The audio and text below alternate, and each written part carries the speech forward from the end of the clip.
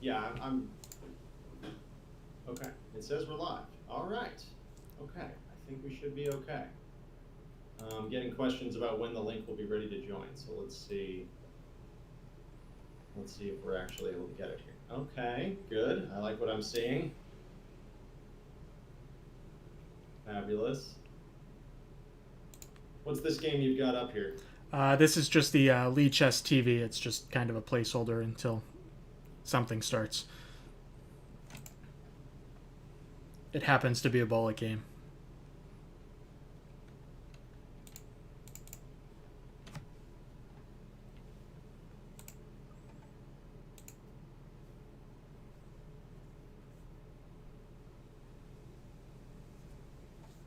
I'm going to click the link and see if I'm getting this thing. Your connection is not private. Uh-oh. No.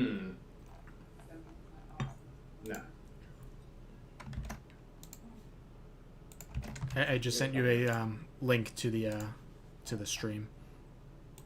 Oh yeah, here we go. This is better.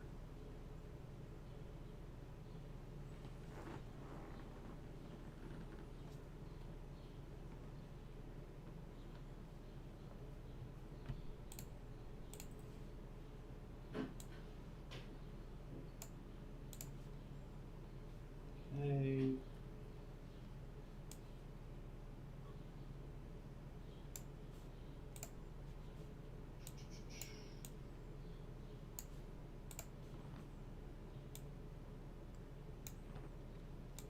I never thought I'd say this. I need another monitor.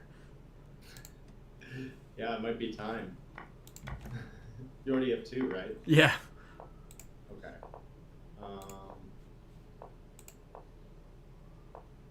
Okay.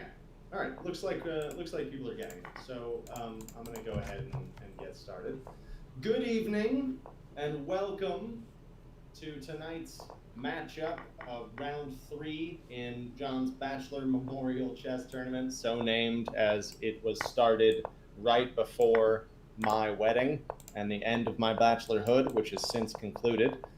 Tonight's matchup is between the number 2 seed, Charlie Larimer, with 2 points as white, and Lenny Shulgin, our number 1 seed, also with 2 points, playing black. But first, I'm getting ahead of myself. Allow me to introduce my co-commentator, Andrew Hoy. Andrew, thank you for joining us. Thank you so much for having me.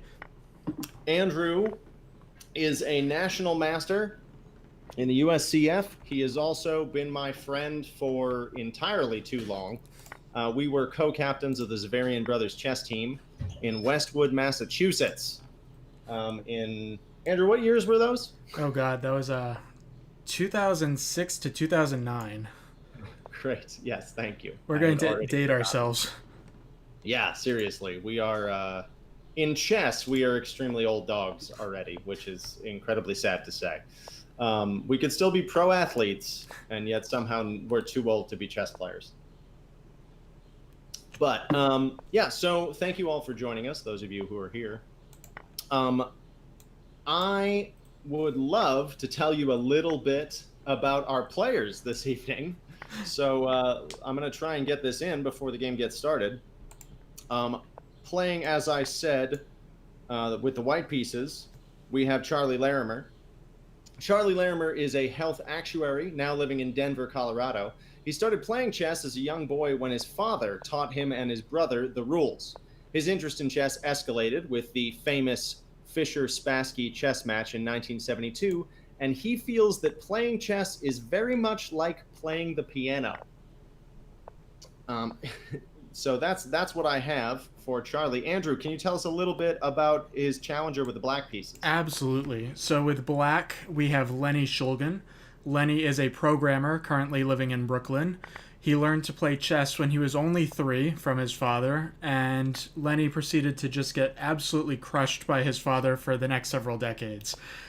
However, Lenny has been playing Blitz Online, so he only has to suffer for a couple minutes at a time, and we should have a pretty good matchup tonight between the two of them.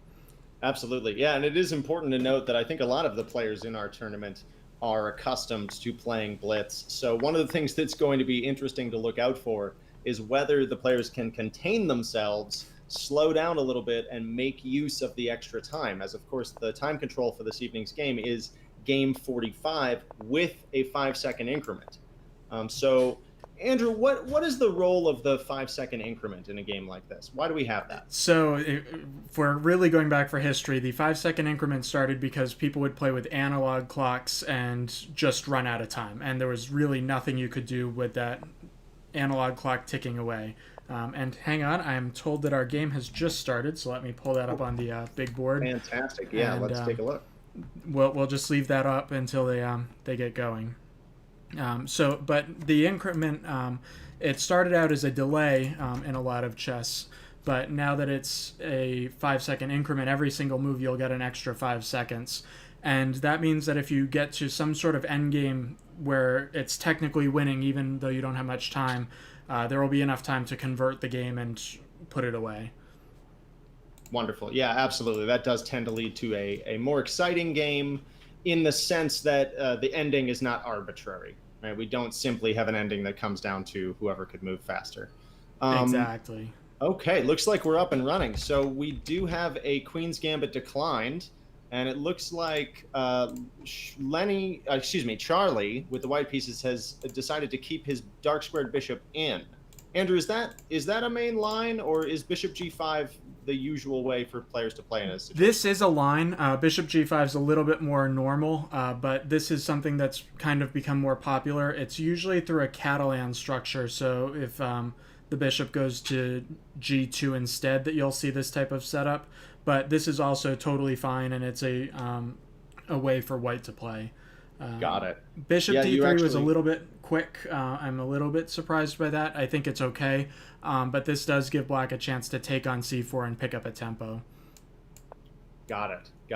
Yeah, I do remember actually talking with Lenny before this evening's game, and he was saying that he had looked at Charlie's other Lichess Blitz games and had seen that he played the Catalan, and he said, I have no idea how to play against that, so I will try to move order him into a position I'm more familiar with. Nice. Charles, on the other hand, announced that his only concern for this game was that he didn't want to, quote, hang his queen in front of all these people.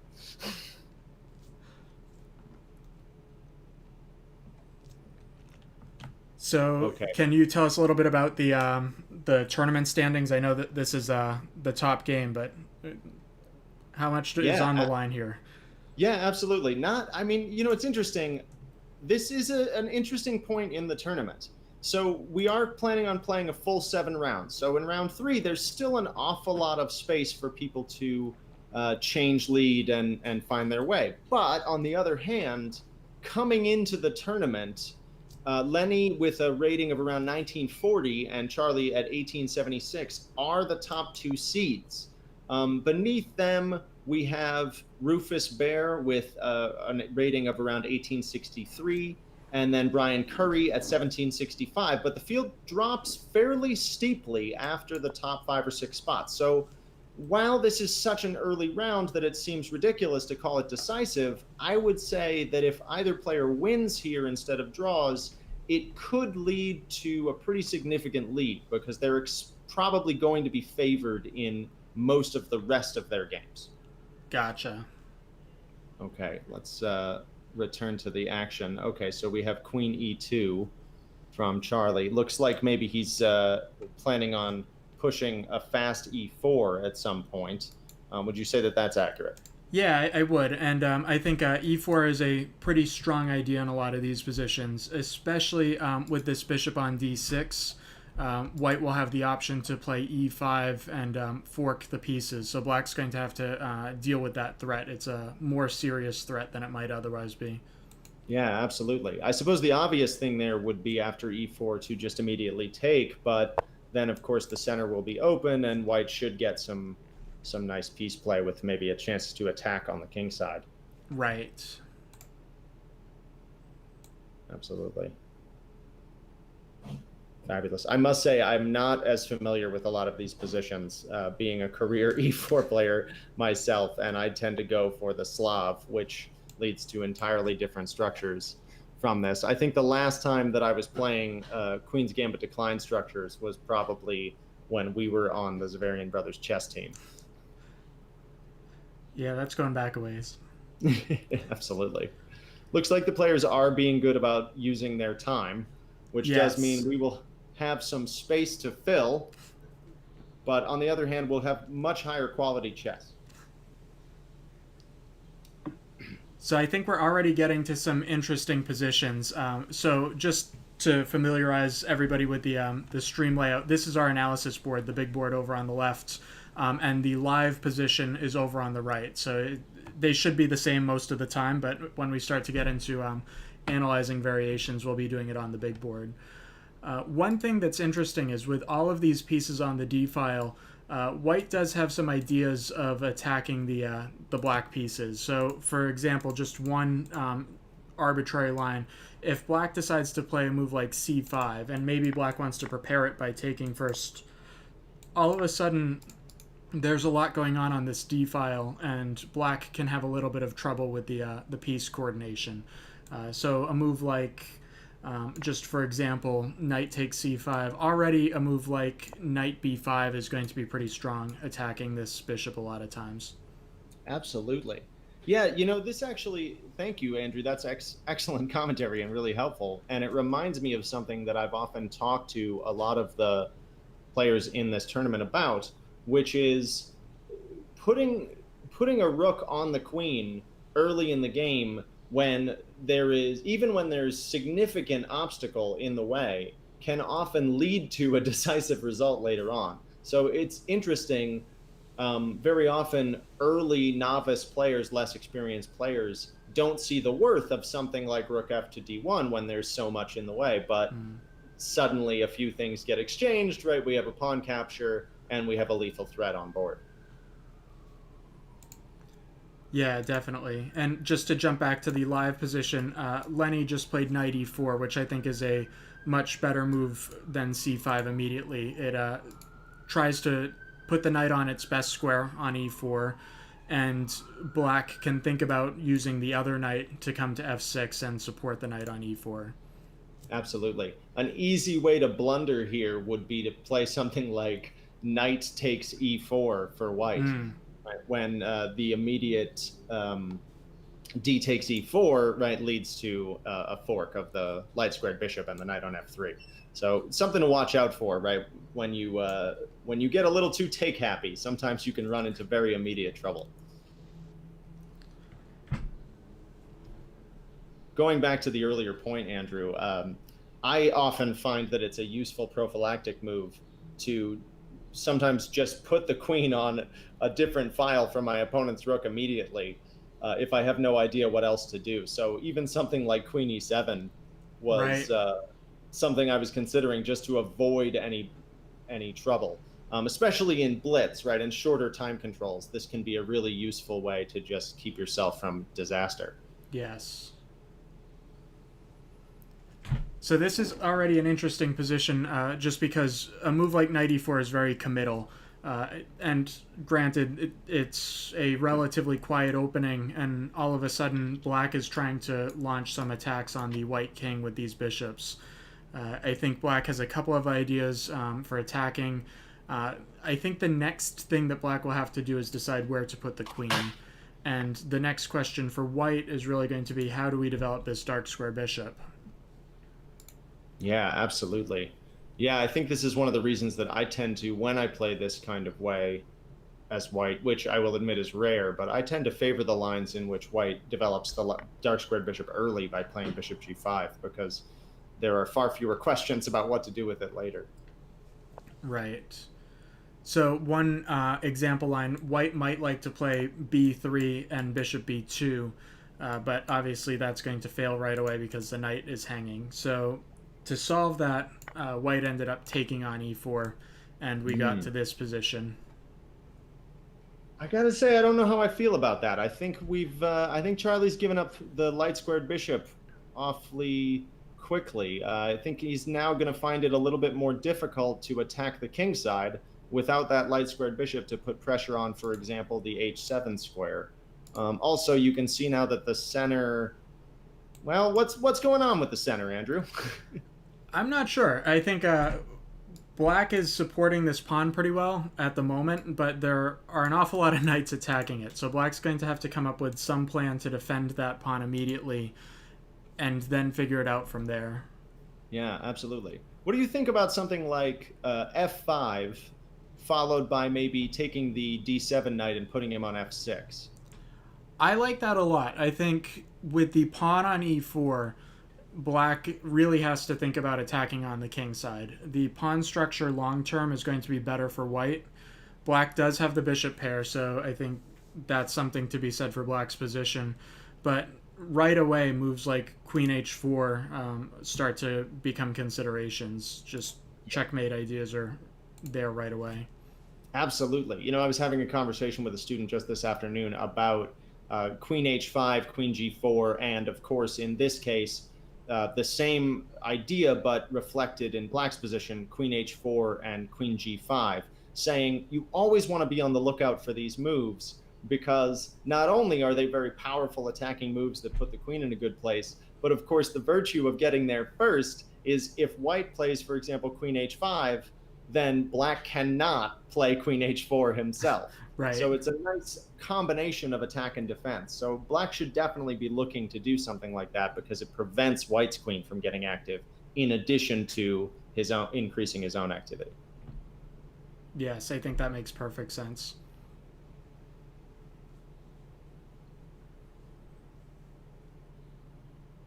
I think this is a good moment for black to spend some time and really consider the position and think about the best way to continue because whatever move he plays now is really going to determine the course of the game for the next several moves.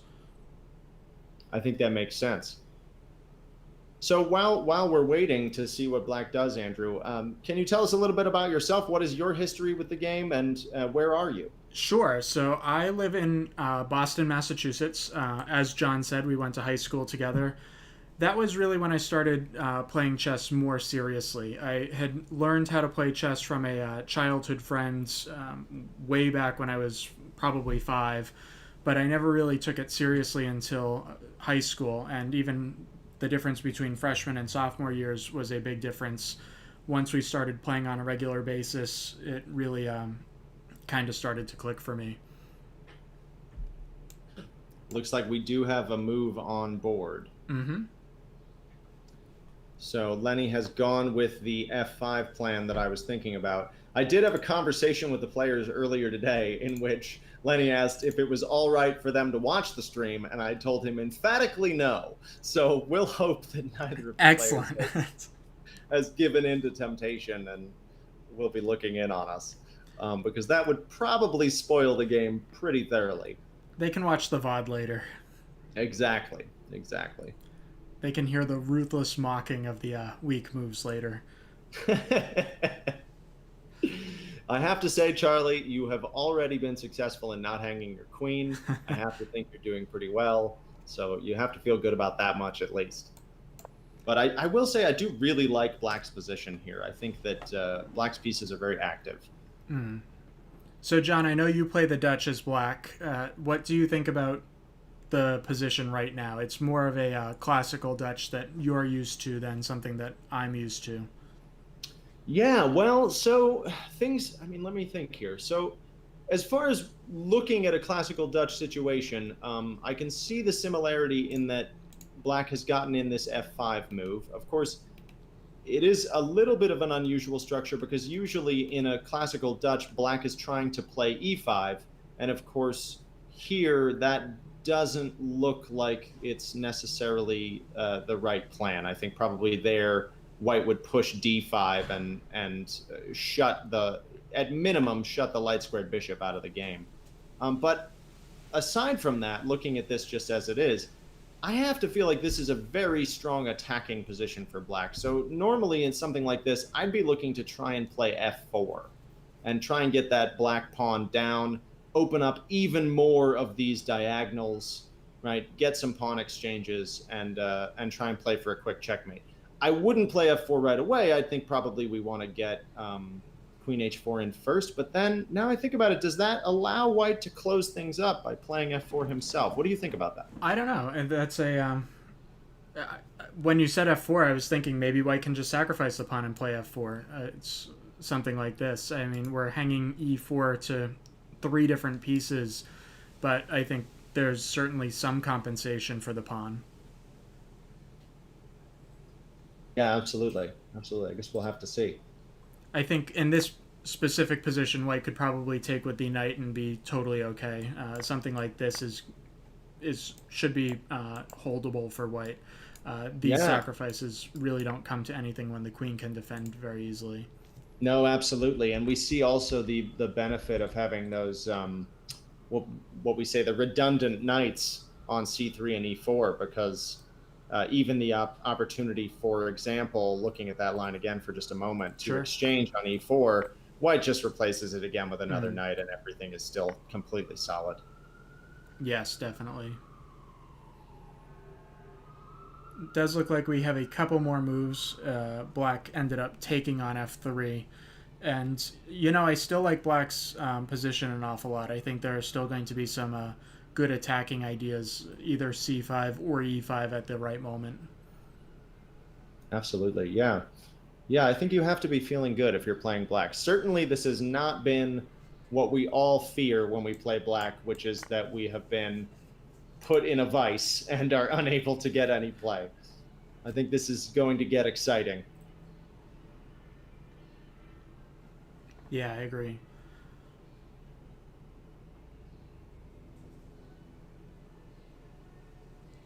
So one crazy idea, so to speak, would be to play g5 right away. And the idea of g5 is to push g4 and then figure out how to continue the attack.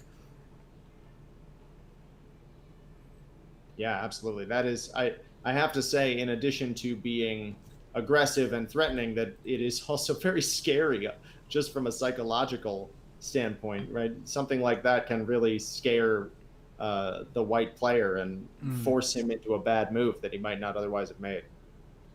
right, definitely.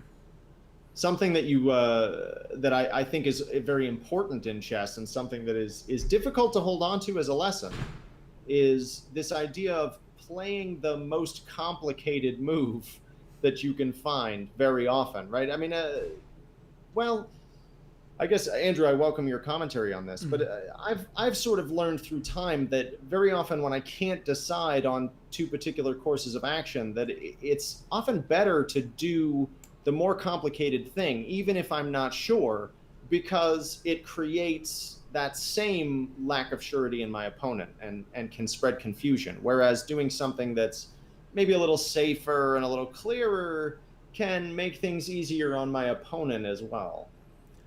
Yeah, I like that approach. I think it's important that you are checking everything to make sure you're not going to hang a queen.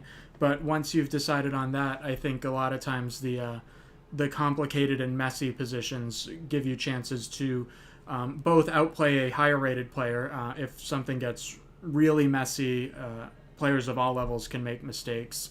But at the same time, if you're a stronger player, you can probably calculate more efficiently and more accurately than your lower rated opponent. Fabulous. I do notice one thing that Lenny does not have going for him in this position, despite the activity, is that he is starting to incur a pretty significant time disadvantage. Andrew, do you have any kind of rough rule of thumb for the kind of number of minutes involved and how that starts to affect the position when there's such a difference between the 2 players' clocks? A little bit. I think the rule of thumb that I always fall back on is a time advantage of 15 minutes when your opponent has 5 minutes is worth about 200 rating points. So I try and get to that time advantage when I have more time, and I try to avoid that time disadvantage when I'm behind. One other thing is if you think your position on the board is really lousy, then I think it's even more important to play quickly and make the position complicated and messy. So long as you don't play so quickly that you miss an opportunity to save the game. Absolutely. I think that's a really good point. All too often, in situations where one player has a significant time advantage, I find that the player with the time advantage starts playing quickly. Mm. And I agree with you completely that if that player is behind, a lot of the time that makes sense, right? To continue to press the one advantage that they have.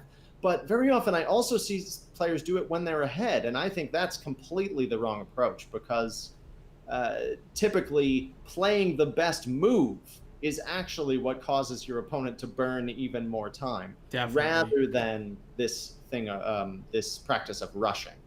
Right. So I actually think the position that we have on the board is kind of a critical moment for black. And the reason that I think it's a critical position is that if white has the chance to play d5, I think white's position is going to be very strong. So black has to do something strong enough to prevent or make d5 useless. And I think that really is if black is lazy for one move, if black plays a move like king h8 thinking it'll protect the king, the move d5 is going to be very, very strong, and then I'd say white's at least equal and probably better with the better structure.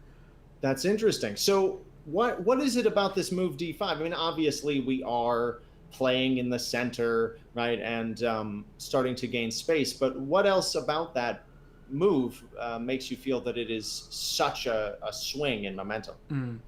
I think that since white has already traded off the light square bishop on e4, black's light square bishop is the strongest minor piece in the position. And that's certainly open for debate because black's dark square bishop is a close runner-up for the strongest minor piece. So white needs to do something to blunt the power of the bishop, and d5 is the move that immediately jumps to mind. Absolutely. Just to put a totally contrived line on the board, a position like this is already very, very strong for white. White can think about playing a move like e4. White can even think about putting the bishop on the long diagonal and doing some attacking of his own. So this is already a critical position, and black would have problems to solve.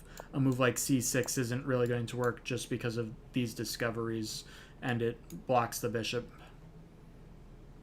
Yeah, absolutely. That does look like a very miserable piece on that b7 square.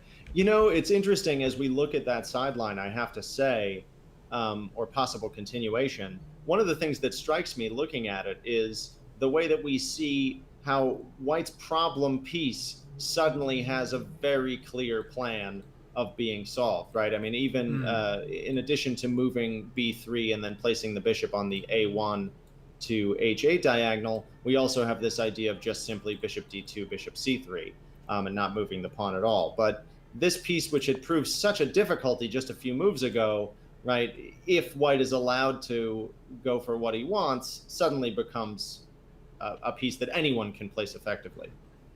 Yeah, I think that's a really good point. And if you can come up with a clear plan for development, usually you have a pretty decent position. Absolutely. You know, it's funny, when I was first learning the game alongside you, really, because like you, well, actually, I guess we haven't talked about that, and now's as good a time as any. Well, we do have a move on the board, so let's go there first. Yes, it looks like black played knight f6, so black's trying to control these light squares with the knight to stop white's ideas. Yeah, absolutely. That looks very sensible, and that does seem to address your d5 concerns. It really does. So, as I was saying, while we wait for white's response, my history with the game is somewhat similar. I first learned the game of chess actually around 5 years old from my father, who, like Lenny's father, used to beat the snot out of me on a regular basis. But my dad was not a very serious player himself, so although he was more than enough to beat me, I didn't really start to learn the more advanced strategies and tactics of the game until high school, when I entered at Zavarian Brothers High School and joined their chess team. That was where I really cut my teeth, so to speak. And from there, it's been just a gradual deepening over the years into from a game that I enjoyed among many other games to a game I had some particular skill at. And then when I moved to New York and started taking private lessons at the now unfortunately closed Village Chess Shop in Greenwich Village, it really became kind of an obsession. And when I became a chess teacher quite a few years later, that was even yet another intensifier. So it's been kind of a gradual process for me of sort of getting into the game. And one of the reasons that I like telling that story is to emphasize to people that chess can be for life. It is not something that you have to have this initial magnificent promise at in order to enjoy. You can come at it in whatever way you like and let the gradual progression kind of take you away. Yeah, I think that's a really good point. I'm a big fan of sitting on a conference call and playing a couple of bullet games. So chess can be exactly as much as you want it to be. Absolutely. Yeah, I'm all for sitting on a conference call and playing 100 bullet games. Yes. It does have that addictive quality to it.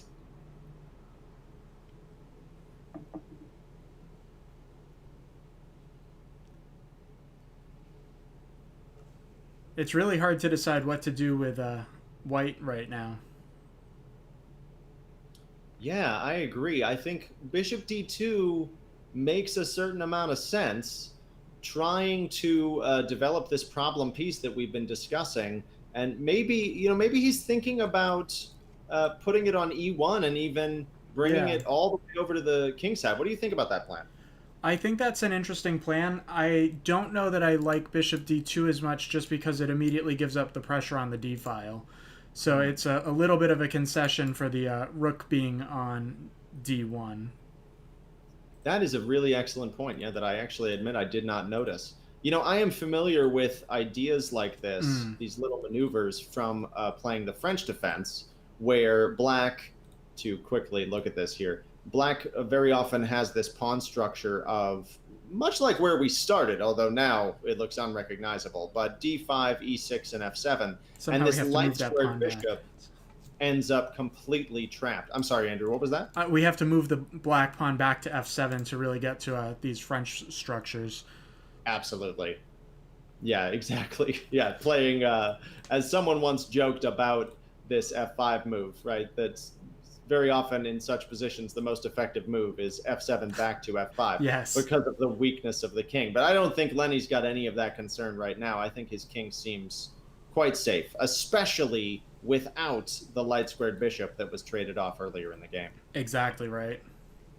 But as I was saying, Andrew, very often in the French, we have this problem light squared bishop on c8, and sometimes what black will do in those positions is maneuver d7, e8, and finally find life on the king side. So it looks like white's trying to pull a maneuver that's somewhat similar, but of course he is going to give up a lot of time in doing that. Yeah, and I think if white has the time to get the bishop to h4, for example, I think that could be a very good position for white, just because the last piece has been developed, and then a move like rook c1 is a very natural move to put the rooks on good files. Absolutely, yeah, but I'm looking at this position, I have to say I'm worried about immediate attacking possibilities from black that are going to come far too forcefully and far too quickly for this slow plan of e1 and then h4 to happen. I think black seems to have a number of ways to prevent it. Andrew, what do you think about playing h6 here? Is that, with the idea of perhaps following up with g5, do you think that's a little slow or exactly what black should be going for? Yeah, I do think that's a little bit slow. I like what black played. Black played c5 just to try and open up the position, because black does have the bishop pair, so an open position is beneficial for black. And this kind of is taking advantage of the temporary position of this bishop on d2, because there are not so many threats with the rook lined up with the queen right at this exact moment. That's very good. Yeah, taking immediate advantage of that feature that you noticed in the position. So this is actually an interesting moment, because I think white has to seriously consider playing a move like d5 here. Even if it temporarily gives away a pawn, I think it could just be a strong way to continue and to try and take advantage of the better pawn structure that white might end up with due to this f5 pawn. Yeah, Absolutely. Shall we take a look at what that might look like? Sure. So if white decides to push d5, we would probably end up with something like this. Now, in this particular position, white is going to have ideas of queen c4 or knight b5. So there are a couple of good moves that are immediately considerations. After queen c4, we're attacking this knight, and I think we're just winning the knight right away. A move like bishop e7 to defend the knight an extra time with the queen. Well, now we can continue with your plan of bishop e1, and all of a sudden this rook is joining the fun on d5. Yeah, absolutely. Absolutely. That could be an issue. Yeah, it definitely would be a huge issue. So black has to come up with something different, and if black takes this way, I think we're going to end up with something very, very similar here, where this knight is just going to run into trouble on d5.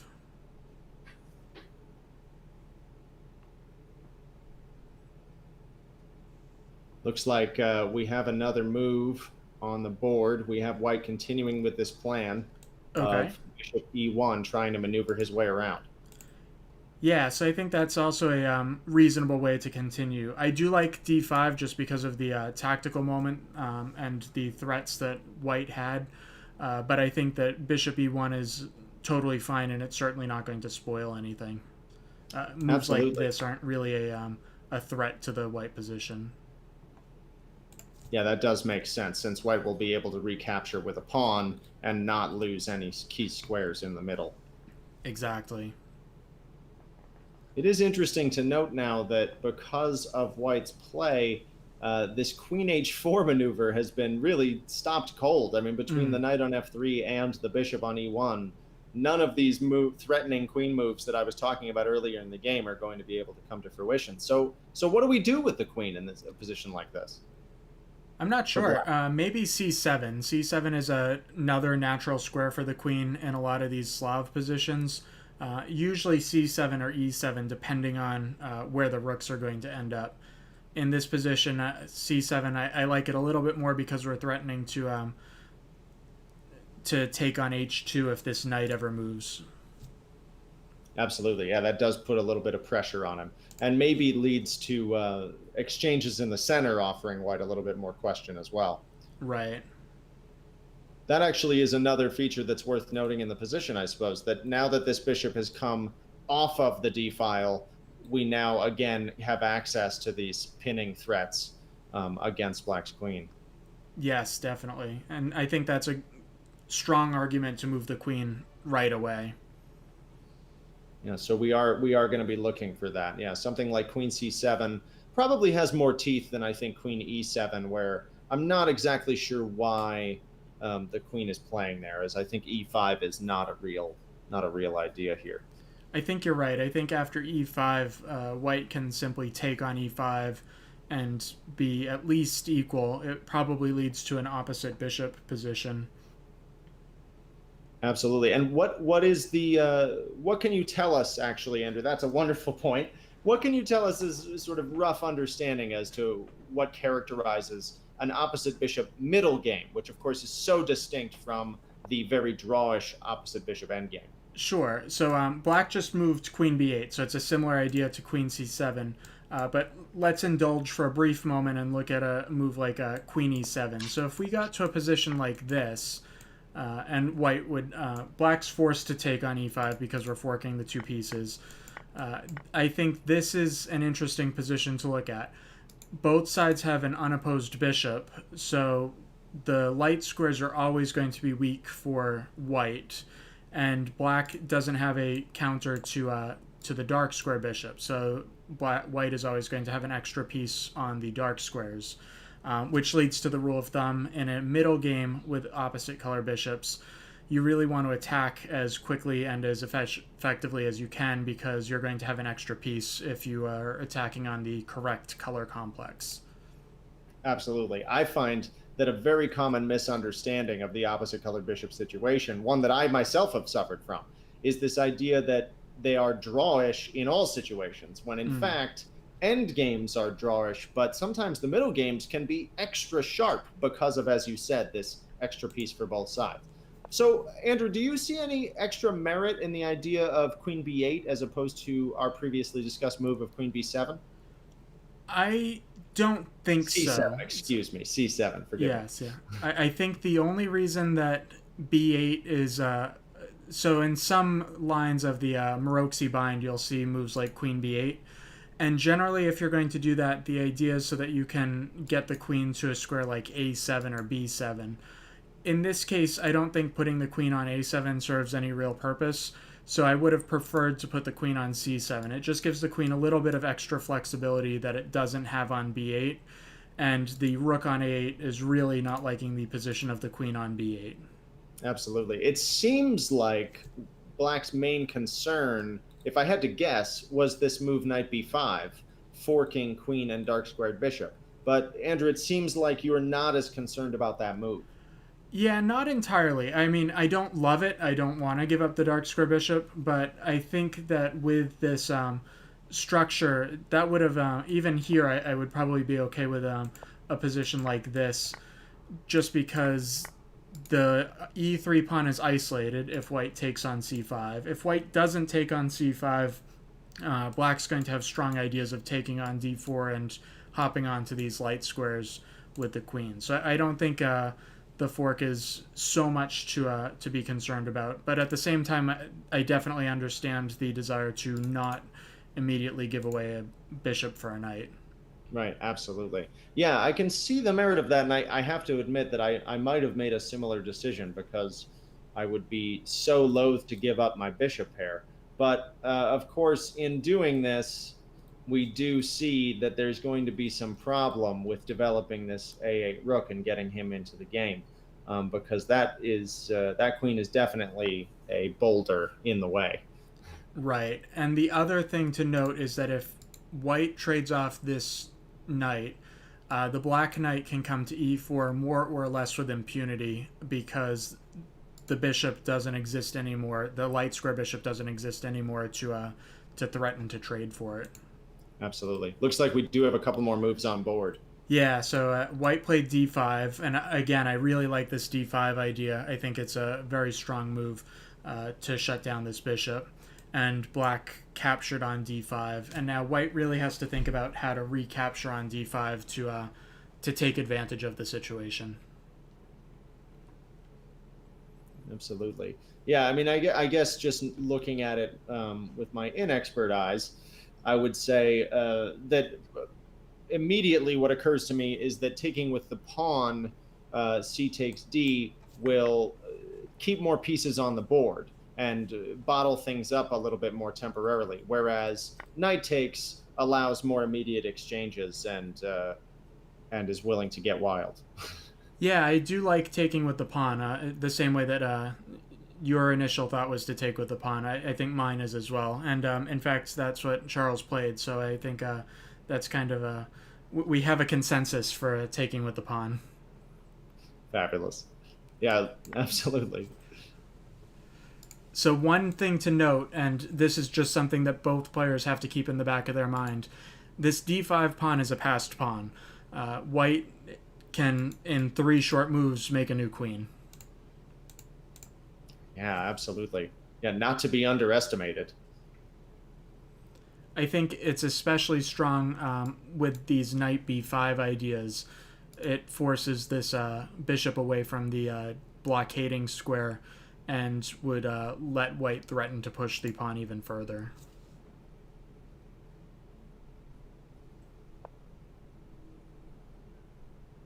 Yeah, I think that's a real concern.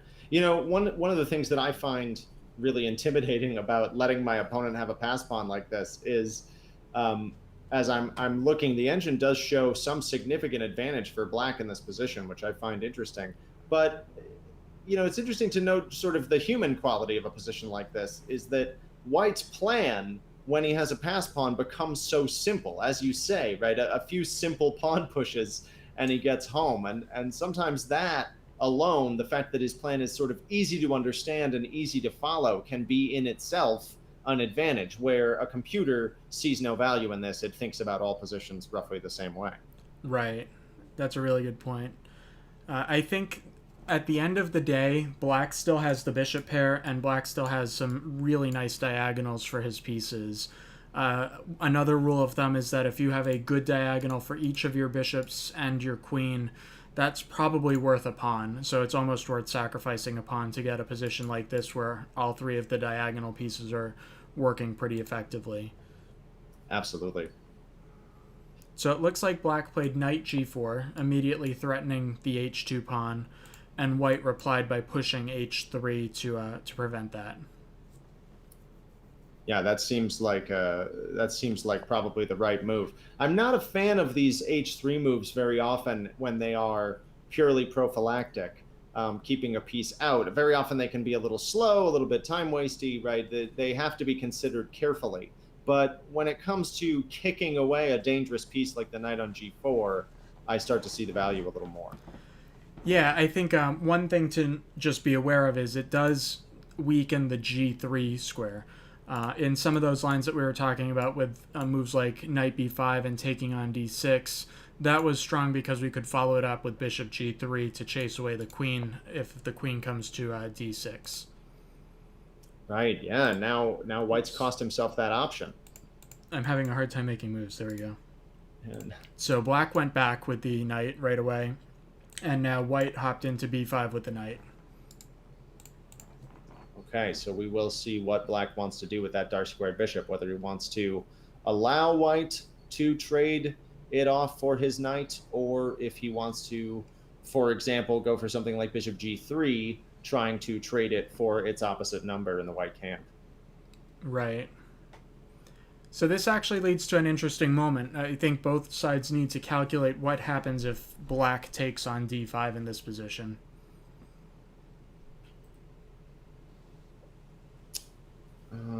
Yes, absolutely. That is kind of can you tell me more about that? Sure. So I think if black takes on d5, let's start with taking with the bishop, because I think that is a little bit more of a forcing line. White can think about taking this way, and then we have this same pin that we were talking about before. And this is actually an interesting position because black doesn't have a single way to defend the knight unless it's queen b7, and queen b7 gives away this dark square bishop, so that's really not a move that you can think about. Absolutely, what we call a departure effect error, right? Black remembers the idea of protecting, but forgets that his queen is already employed. Yes, exactly. Actually, so bishop takes d5 just happened. So this position is on the board. Oh boy, let's see how white chooses to handle this. This could end up being quite a big swing in the opposite direction. Yes, no kidding. And I think this is it really speaks to the difference. The chat suggestion that black really needed to do something with this rook and queen. It's really interesting because white's active rook is really going to rule the day if he finds rook takes d5 here. Absolutely. Yeah, that is very interesting that both players have not been able to activate their A-file rook yet. And so the relative disadvantage of black's camp has been irrelevant. But the fact that this other rook, this F rook, if you will, after castling, that white has found a way to employ his on the D-file seems to be making the difference. Right. So white actually found a different way to do something very similar with bishop c3, and I think this is just going to win a piece, so this looks pretty clean at the moment. Interesting. So, you know what? I have to admit, and I'm not seeing it just yet. Would we not have time to make any trades here? Something like bishop f3? Getting rid of one of our weaknesses? I think that this is going to... I think there are too many loose pieces at the moment, though. I don't see a great way for black to continue and keep an eye on everything. Maybe black can get away with something like this, but again, this is a very weak piece over here, and we can even consider moves like this activating the rook, and a move like rook b7 is a large threat, as is knight c7. Yeah, absolutely. That rook entering on the 7th rank is scary.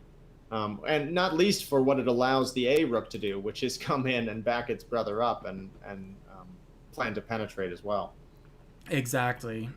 And we're going through these lines a little bit quickly, so I'm sure we're missing some interesting positions as well, but it's certainly telling that both of the bishops are loose on the d-file right now. So I think black's definitely going to have to give away the bishop pair in the next move or two.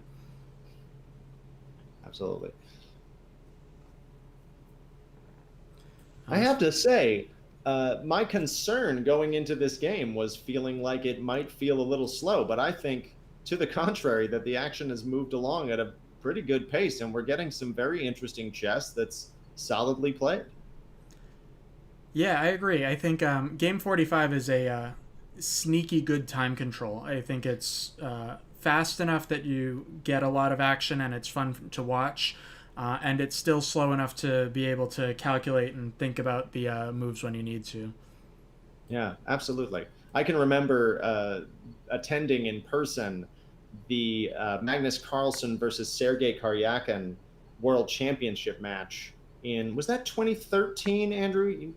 I don't know if you remember any better than I do. It might have been 2015 or 2016. I think it was more recent than that. Very good. I'm actually going to look it up here while we're... Excellent. So we actually have the line that John gave about taking on f3 on the board. So this is the position on the board that white is considering right now. Or I'm sorry, it's black's move here. Of course, yeah, queen f3 seems natural. There's no reason to consider g takes f there. Right. Yeah, so you're absolutely right. It was more recently. It was actually 2016. Carlsen had won the world championship in 2013 against Viswanathan Anand, which might have been what I was thinking of. Mm. But as I was saying, I remember going to that match to watch one of the games, and the time control there was substantially longer than anything we're going to be looking at here. I'm actually, I confess, going to see if I can find the 100 minutes only for the first 40 moves, followed by an additional 50 minutes each for the next 20, and then 15 minutes to each player to finish the game if it had not yet. All of this time as a baseline. In addition to that, each player was given a 30-second increment per move. So that game, compared to this, was something like reading the entirety of The Lord of the Rings in comparison to just getting through The Hobbit. Right. And I have to say that watching that game, as exciting as a setting as it was, as unbelievable as the stakes were, I found it was not unlike watching paint dry. So I'm very happy to be seeing something here that clips along a little bit more quickly. Yeah, that's a really good point. I just want to point out one tactic that's in the position. If black tries to defend this bishop this way with the rook, that's going to run into queen d5 check. Now, it's very important that we don't play queen d5 check right away because Charlie said he didn't want to hang a queen. But if he takes here first, then he's fine with this queen d5 check, and the bishop will fall to the knight. Absolutely, very good. Yeah, excellent. Yeah, there were ideas actually earlier in the position. I remember earlier in the game there were these ideas of even tucking the king away on h8 in order to avoid that queen coming to that square with check, and that allowing black some more defensive capabilities. Yes, exactly. All right, so again, I think there's a chance for white to win a whole piece in this position again. So I think this is a moment where white should go slow and make sure he finds the win in this position. Oh, it looks like he didn't take your advice. Well, he found the right move, so I can't fault him too much. So he took on d6, and after black takes back with the knight, obviously taking back with the queen is no good because the rook can capture. White has two very strong ideas. He has this idea of bishop e5 pinning the queen, and unfortunately it looks like he got the move order slightly wrong. So what I was going to say is bishop e5, and then if it's defended, now we can throw in this check, and this is going to be a very strong position, because if black plays knight f7, white is actually going to be up an exchange at the end with a rook for the knight. Yeah, very threatening indeed. So what's the flaw in this move order? So by not pinning the knight, by playing queen d5 immediately, now black has the opportunity to play knight f7, and all of the pieces are remaining on the board and safe. Oof, that's got to be a bit of a heartbreaker. I have a feeling that Charlie missed that somewhat unusual maneuver, right? It's not very often you see the knight come to f7. Yeah, and unfortunately for white, black did find knight f7. Now that said, I still think that this is a good position for white. Just to kind of talk a little bit more abstractly about the position, a bishop is generally better than a knight as the position starts to open up. So because there are so few center pawns, it's a lot of open files in the middle, this bishop is much stronger than its counterpart on f7. Absolutely. We have a question in the chat about what the strengths are of each position. Andrew, I think you've done a really excellent job of summarizing the strengths of white's camp here. Is it fair to say that maybe the strength of black's camp, if any, would be that more of the pawns around white's king have been moved, creating maybe some possible chances for a counterattack or even a perpetual? What else do you see in white's camp that maybe black can look to exploit? I think it's kind of counterintuitive, but the white queen on d5 is definitely going to give black a chance to pick up at least one tempo at some moment. So if black had all the time in the world, and we'll just make a total pass move, a move like queen g3 is an interesting idea. It hits this e3 pawn, and if white defends that, let's say with rook e1, that's almost certainly not the best way to defend it. Now all of a sudden, black's rooks are getting very active, and this knight might be able to find a good square on e4 with enough time.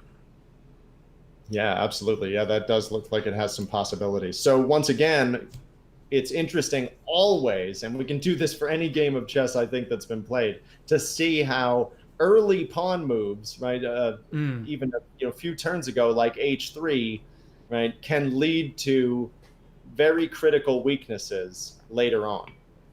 Yes, definitely. And this g3 square is a sneaky good square for the black queen. And a move like bishop e5 might look good to attack the queen because it's pinned, but this idea of queen takes e5 is always in the position, because when you capture, the knight is no longer pinned and can recapture on e5.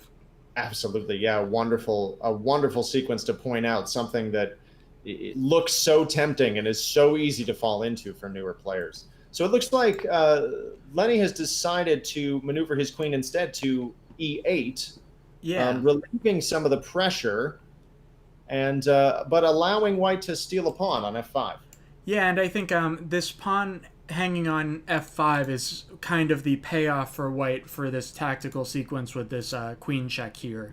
I think it's a consolation prize for not getting a whole piece, or maybe an exchange if we went for that complicated line that we talked about before. But white has gotten his pawn back, so it's equal material. And now white has to think about how he can push this e-pawn in order to make it an asset instead of a liability. Absolutely. Yeah, very good point. Yeah, that could be very much the decisive pass pawn or a flimsy weakness that gets picked off. Exactly. I have to note here also, I think as we are getting closer to something that might be called an end game, though I think right now we are very much in the late middle, that black is starting to really give up a significant time disadvantage now, as he is at approaching 10 minutes to Charlie's 31. Yeah, I think you're right. I think that could become a important factor of the rest of the game. That said, 10 minutes, especially with a 5-second increment, is enough to play, well, 10 bullet games. But I think more importantly, there aren't going to be any really, really complicated tactical sequences that have to be calculated carefully. So it's going to be evaluating general ideas of the position and then trying to take advantage of them. This brings up another excellent point, Andrew, which is I think you'll agree with me here that if anyone asks you, are you thinking about playing Bullet right now? The answer is almost always yes. Yeah, maybe it's discussed at my previous Bullet play, but there's certainly something in my mind. Absolutely. Bullet is a great game, which is entirely to be avoided if you wish to improve. Yeah, and anybody who says that Bullet and classical chess are the same game is totally mistaken. Absolutely. So what do you think about this position? I think it's kind of an interesting moment for both sides to consider how to finish out the game.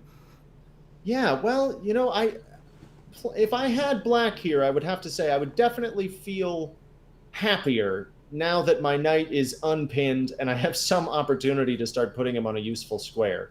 And if I can manage to get that A8 rook, which we've noticed has been a bit of a plague for quite a while here now, active, I think I've got pretty decent chances to hold this. I don't think that, despite the difficulties in the position, that white is going to have quite enough left on the board or quite enough pressure to bring home the full point. But there's a little bit of awkwardness to solve before that can happen. And I'm also very conscious of very simple ideas like queen g5 and mate on on g7, excuse me, coming home if that knight moves. Right, or exactly, or queen g4 happening right now, as you so helpfully pointed out. Yeah, exactly. And I think the other idea that white has is rook d7 and just taking over this 7th rank while he has the opportunity because of the strange coordination of black's pieces.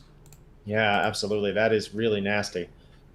That is really nasty. I think it would be wonderful if we could find some way to bring this knight out into the game with some kind of useful discovery, but I'm not sure that there is one because knight e5, of course, runs into an immediate capture by the queen. Mm-hmm. And threatening mate on g7, no less. And the exchange of queens. And knight d6, which I think a clever player might try, thinking that these double threats to the queen will allow him to risk the loose piece, are ended immediately by queen d5, which I think should win the game. Now, in fairness, black can go back, but I think white picks up a very useful tempo in pushing this pawn. You're absolutely right. A good point. Yeah, I missed that resource. That said, I think white might have the even stronger move, I'm having a hard time making it, of queen g4, threatening mate here and still hitting this knight here. Oof. And you know what? Queen g5 might be more precise because it does not allow queen e7 defending everything. Absolutely. Yeah, absolutely. That looks even stronger still. And just as a kind of fun position, if queen d7, which optically appears to cover both d6 and g7, then we have this very strong move, queen d5 check. And now, all of a sudden, this knight is pinned to the queen, so we can't play knight f7 the way we could last time. Crunch. In fact, I think that position might be even worse than I realized, because am I wrong in saying that maybe also white has the somewhat spectacular rook d6? Yes, definitely. Yeah, which of course works because if queen takes, right, we end the game. It looks like we do have a couple more moves on board. Lenny decided to finally bring his a8 rook into the game with rook d8, and white replied with playing queen to g4, threatening these checkmate ideas that we've already mentioned. I will say at this moment, Andrew, that we have already had a number of blundered mates in one in this tournament, sometimes commanding positions. So there is absolutely no question that it could happen right now. Okay, well, black did not hang mate in one. Black took on d1, and white took back with the rooks to keep this mate in one threat alive. Who can blame him? Yeah, and absolutely. And now rook d7 also continuing to be an idea, entering perhaps decisively on the 7th rank. Yes, definitely. So I think in this position, the move knight e5 looks like the only reasonable response by black.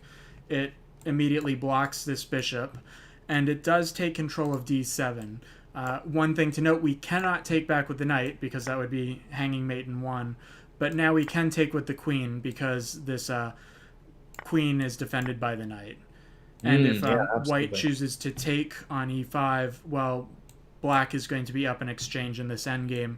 And in fact, it's even worse than that because black can immediately pick off the e4 pawn. Ouch. Yeah, absolutely. Very good. Yeah, it's interesting to see the fortunes of this knight as they rise and fall. Yes. Right? Awkwardly placed on f7, right? Suddenly coming into its own with a commanding, blockading post on e5. Yeah, I agree. I think if the queens get traded, black's chances are much better. I still think white's going to be slightly better because a bishop and a rook are generally stronger than a bishop and the knight. And this e4 pawn, instead of being a liability, is actually going to be a slight asset because this rook can come behind it, and this pawn is always going to be threatening to run up the board and make a new queen.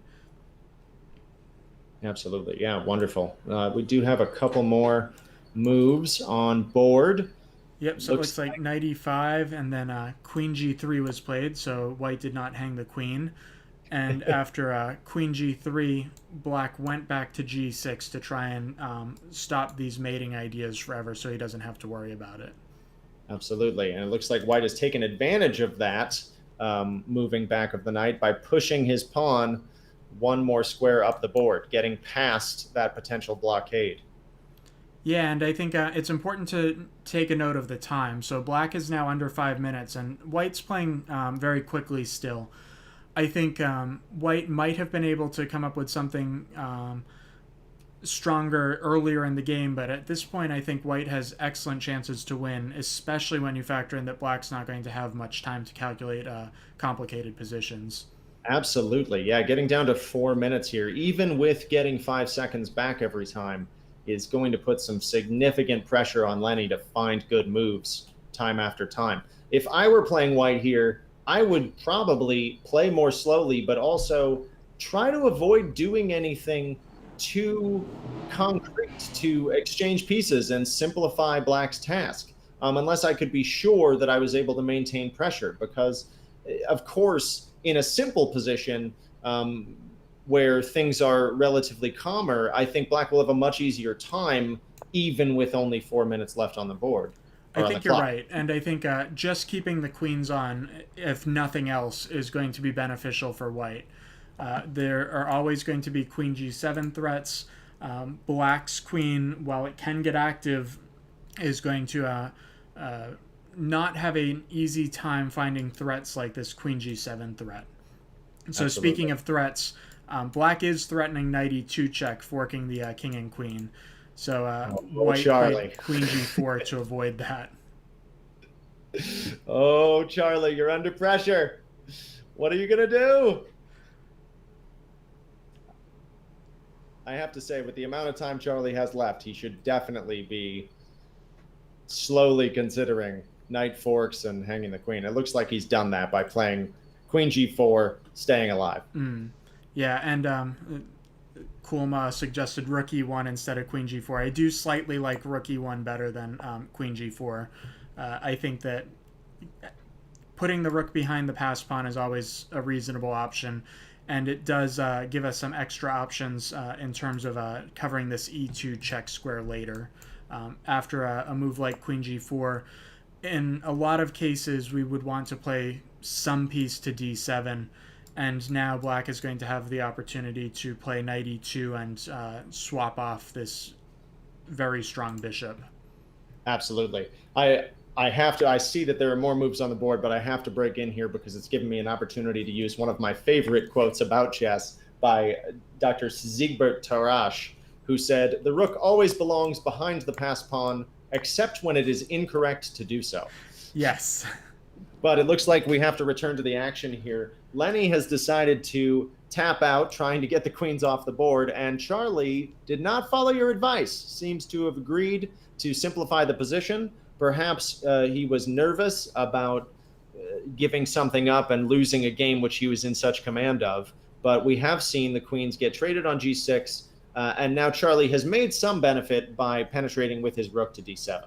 Yeah, and I think this is probably enough of an advantage for white to consolidate a win, but I do think it's going to be a pretty tall task to win from here. White's going to have to find some very accurate moves over the next probably 5 or 6 moves in order to bring home the full point. Absolutely. It's interesting to see how Lenny may be cursing himself here now with his time management, because I think Black's task is probably semi-comfortable were it not for the fact that he has only 2 minutes remaining. Right. And actually, I want to go back very quickly. Queen g6, I do like queen g6 because I think the threats against the black king are stronger than the threats against the white king. After we take here, I think this was an interesting moment for white to consider playing, for black to consider playing knight e2 check. The white king cannot come to the f-file because of this rook. And after a move like king h2, we can still take back with the pawn. And now we are threatening to take off this bishop. And in fact, the bishop doesn't really have a good square. If the bishop goes all the way back to e1, then something like rook to e8 is going to round up this e5 pawn. And I think that's a very strong way to play for black to get back into the game. Absolutely. That looks very good. It's unfortunate. Very often, very difficult to find those kind of in-between moves, especially when under time pressure. Yes, definitely. And here it looks like black played rook to e8, attacking the pawn, and then white played pawn to e6, which creates this threat of rook takes g7. Absolutely, yeah. So the temptation to play rook e6 there is not without its dangers.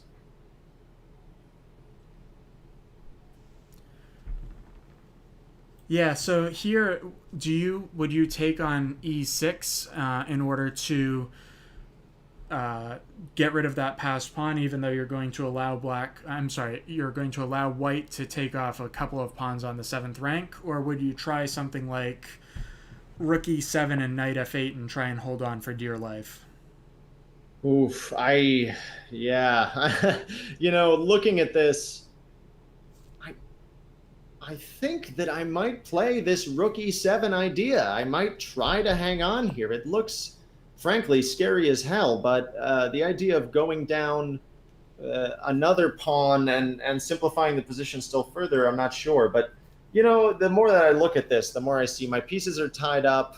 I'm not really able to move, and I'm under massive time pressure. So actually, the more I consider it, I think I might have to go for just simplifying the task, getting rid of the passer, and trying to stay alive. But, that is a lot of pawns, as I'm noticing. If I take on e6, I'm not able to go to h8 because this discovery is going to be brutal.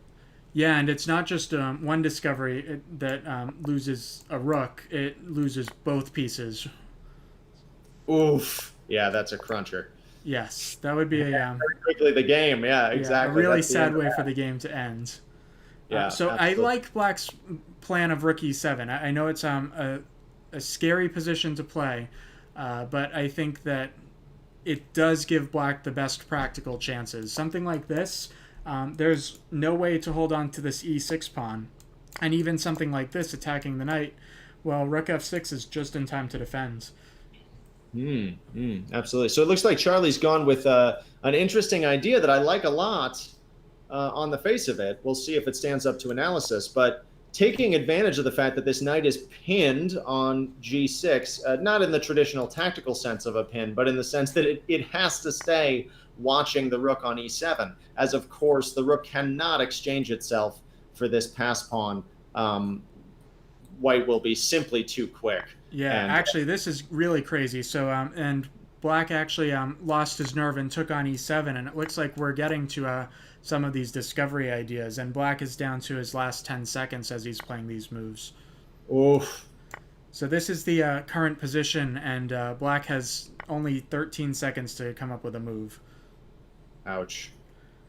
It looks like he has managed to, though, and I'm sure that white is about to take on h7. And this is actually an interesting position because if black can trade off these two pawns for any two white pawns, it will be enough to draw. But black is still going to have to deal with a couple of mating threats, and he's going to have to play some accurate moves with very, very little time left. Yeah, this is really rough.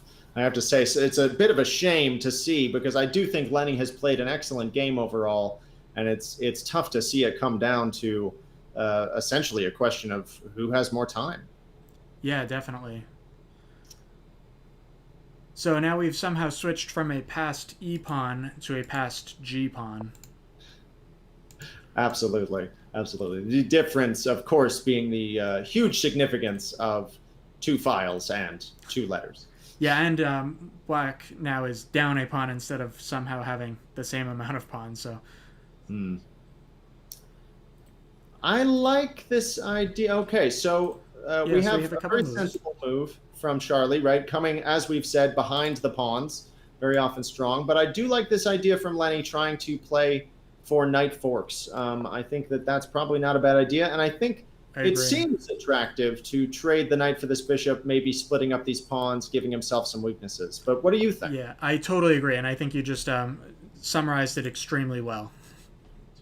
Absolutely. Oh, looks like we are going to be in a bit of a scramble here. So bishop g7 check was played, and very quickly king to e8. No surprise that Lenny is moving as fast as he can. Yeah, and this is a good move. King e8, it's a lot of times you'd like to play king g8 because you're in front of the passed pawn. But here I think there are too many things that you have to worry about with rook g7 forking. So I think that king e8 is a very practical move and avoids a lot of these issues. Absolutely, right? The king activating, entering the game. Very good end game principle from Charlie, activating your king and attacking this knight on g3. Mm-hmm. And it looks like the knight has come back to f5, and followed by bishop c3 and rook to h6 check. And I really like rook h6 check because it forces the king backwards, since the king cannot come to g3. Yeah, that's very nice cooperation between the pieces. Very surprising, considering that Lenny's playing with almost no time. Yeah, exactly. I think it's hard to find good moves like this, and he's continuing to find these good moves. This is proving to be the matchup that I hoped it would be. Okay. Charlie says, all right, I can't get my king out that way. I'll show you king f2. Yes, and now I like this idea of knight h4 attacking the pawn, and it looks counterintuitive to force the pawn forward, but black is picking up all these attacking ideas on this pawn, and by bringing the pawn forward, it's easier to come up with knight forks at some moment when the pawn is on a inopportune square. Absolutely, and of course, if it keeps advancing long enough, it's getting closer and closer to black's pieces and his king, and farther away from white's king. Exactly. I also like knight e7 a lot. I think it gives black a chance to get the king out from the last rank. I'm not sure this is going to be the best move, just because it's not possible to come further forward with the king. Rook b6 is always going to be a threat. But at the same time, I think it's something that you have to consider. And it looks like we have some interesting stuff happening really quickly. Yeah, absolutely. Absolutely. It's tough. We're not going to be able to, maybe a little bit of post-hoc analysis is in order. Exactly. So white played a4, just getting this pawn up the board, and black brought the knight to d5. And arguably d5 is the best square for the knight in this position, since it can't be attacked by the bishop, and it's controlling these important squares that the white rook would like to have access to. Absolutely. Followed, if I'm not mistaken, by king f3 and then knight b4, perhaps playing for more ideas of trying to make forks. Okay, bishop c7 is now on board. This game is going too quickly for its commentators. Yes, and black replied with knight b5 to defend the b6 pawn and hit the bishop. So there are some threats of rook g7 with pinning ideas. So yeah. White went back to f4, and it looks like Black took his chance to capture this pawn, following the principle that rook endgames are easier to draw than basically every other endgame in the world. Yeah, I think I read it somewhere, very much meant to be considered tongue-in-cheek, but all rook endgames are drawn.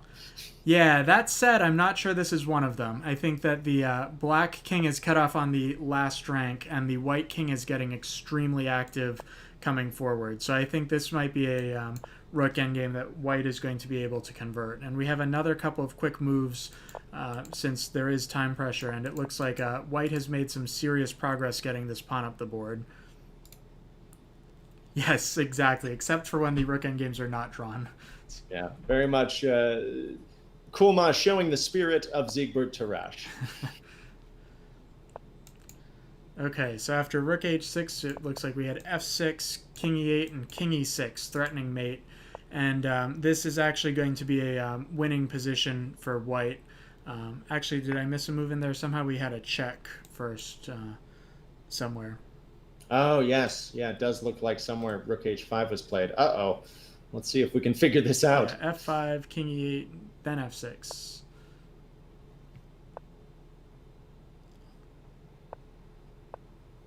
f6. Oh, we did not have rook g6. I think I had included an extra move in there. Okay. Got it. And we are somehow to... Wow, we've gotten a long way. Okay. Let's hop back to the live position real quick so that we can see what's going on the big board.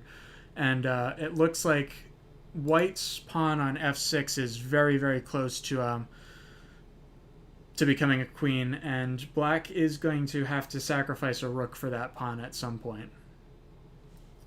Yeah, absolutely. This is one of those situations, down on time and down on position. It is really tough to play black now. Yes.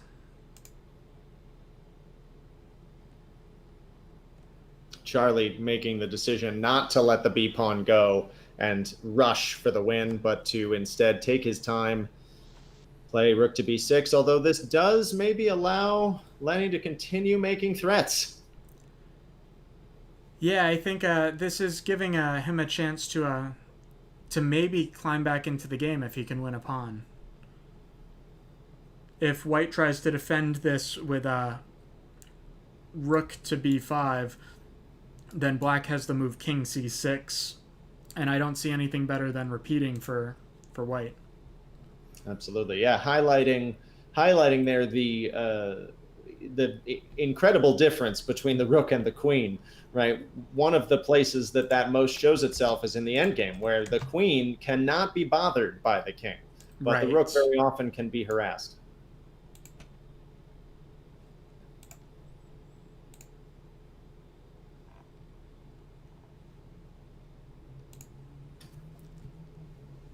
So we seem to have gotten to a Lucena position here, with the white king in front of the pawn, and this is a well-known win for the stronger side. So this is a well-known win for white.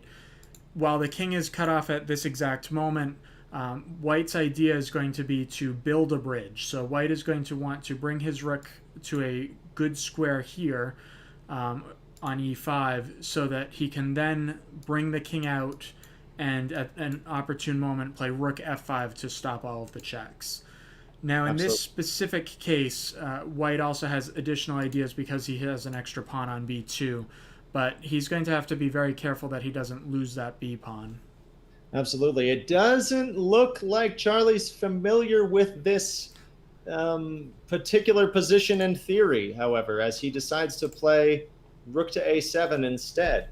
So we are going to see. It may be that Charlie just doesn't quite have the idea to bring this point home. Yeah, it looks like Lenny's doing the right thing and keeping the rook on the g file. It seems to be a good square and just passing for the moment. And he's going to force his opponent to find this Lucena idea to convert the position. Yeah, absolutely. And we do see, I think that was a mistake, in my opinion, of Charlie's to decide to trade those pawns. I think that does simplify black's task. And now, unless white knows the idea, I think we're going to see a draw agreed pretty soon. Maybe, although white does have this idea of rook g7, and then he'll have the g8 square for his king. So it's a position where I think white's going to find a way to win no matter what.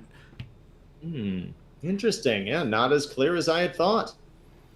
And this is a little bit of an interesting position because I think that after king g8, king e7 looks like a move that might defend this f8 square, but f8 queen is a double check, and it would force black to move the king. Ouch. Yeah, that is true. Yeah, let's see. It looks like Charlie And has I think we're going to get that on the board. And there it is. Oh, nothing left to do. Nope. And Lenny gives it up, and Charlie comes away with the victory. Wow. So the rating difference, not enough to make up for perhaps some advantage with the white pieces. A little bit of an unexpected result. Really excellent game played by both players. Went down to the wire. And I have to say, really wonderful and interesting experience for us commentating and hopefully for the audience. Thank you all for coming.